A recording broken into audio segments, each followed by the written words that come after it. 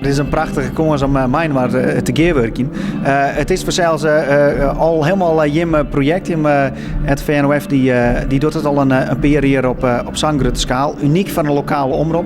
Om dit van elkaar te krijgen. Je registreert het al, je stuurt het uit op tv, op een stream. Als omroep hebben we gezegd van nou, we willen hem graag faciliteren. Dus we bieden je onze techniek aan, we bieden je onze kennis aan. En de streamers ook bij Omroep Friesland te zien. Dus ja, profiteren we van elkaar. We gaan ze er een beetje van terug bij mij maken. Dus de mensen die het vrijwillig, dus bij de lokale omroep en het werk binnen en de professionals. Wat valt u daarin op?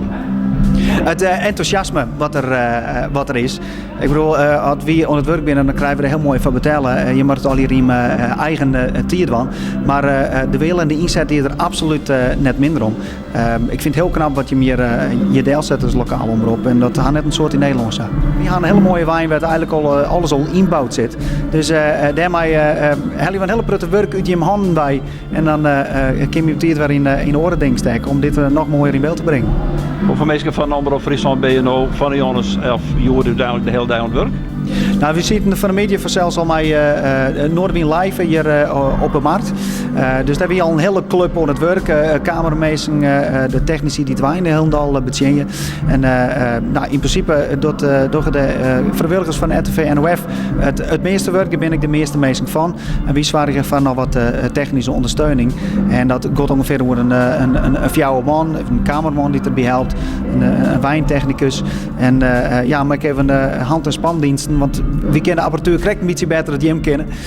Dus daar helpen we mij.